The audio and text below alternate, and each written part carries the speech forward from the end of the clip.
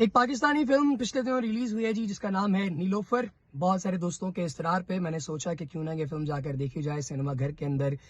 Pakistani cinema को support करेंगे, सुनते आ रहे थे तो सोचा कि चलिए इस दफा फिर ये वाला लॉलीपॉप चूसना शुरू कर देते हैं। ये वाला चूरन हमने फिर खरीदा, फिर चले गए, फिर सिनेमा देखा।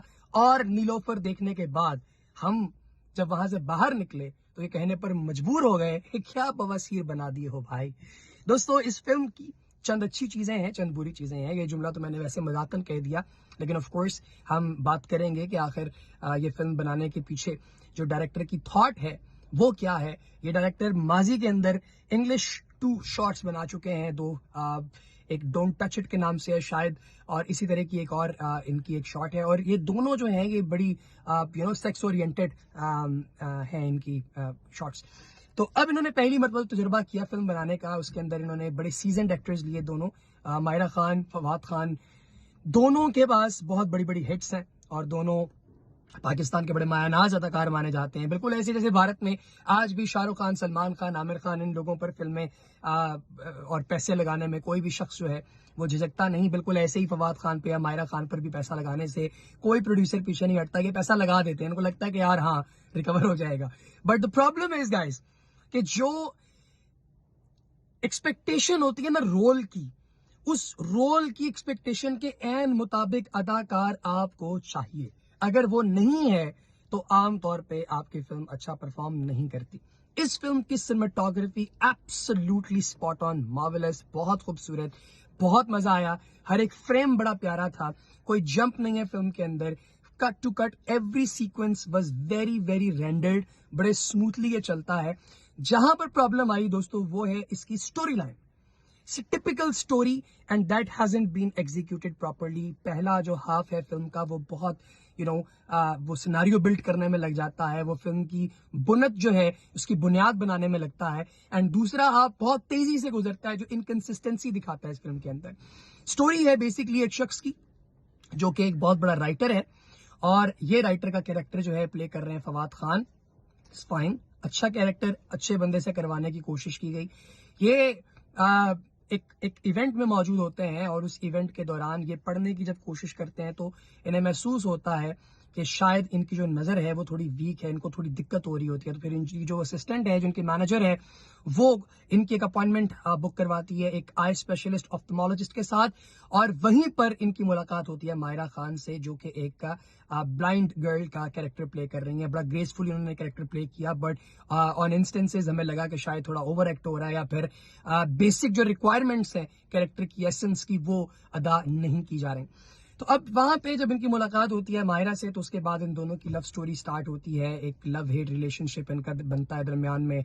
कुछ जगहों पे ऐसा फील होता है कि शायद मायरा इनको और ये माहिरा को चीट कर रहे हैं, या फिर एक दूसरे के साथ ये मेल नहीं खा रहे। मशहूरी होने की वजह से, शोहरत की वजह से जो प्रॉब्लम्स फेस करने पड़ते हैं किसी इंसान को, उनकी अक्कासी करने की कोशिश की गई है इस फिल्म के अंदर। बट इस फिल्म की स्टोरी ने किसी भी हवाले से इम्प्रेस नहीं किया।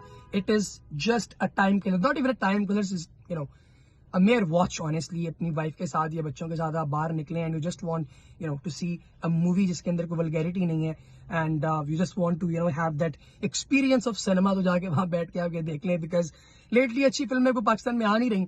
अभी रिसेंट टाइम्स के अंदर वन बैटल आफ्टर अनदर जो हमारे लविंग मुर्शिद लियोनार्डो डिकैप्रियो की फिल्म है, उस फिल्म के अलावा बाकी सभी फिल्म ऑलमोस्ट शिटी ही थी। मतलब इवन एफ्तार ने भी इस मरतबा कोई खास हमें इम्प्रेस नहीं किया।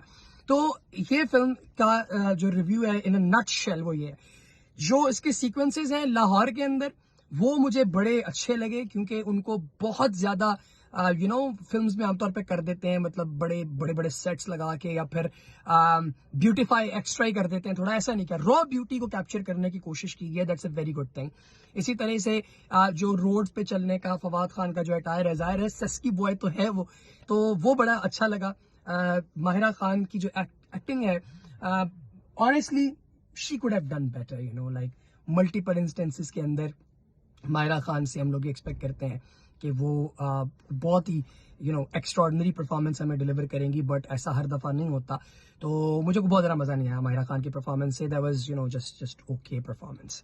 इसी तरह से जो बाकी कैरेक्टर्स हैं इसमें, अतीका ओड़ो का इसके अंदर जो है वो किरदार है, बहरोज सब्जवारी इसके अंदर आते हैं, इस तरह दीगर कुछ और कैरेक्टर्स हैं जो इसमें, मदीहा इमाम, ये इन सब लोगों ने ट्राई किया है their level best to perform beautifully, but haven't been impressing.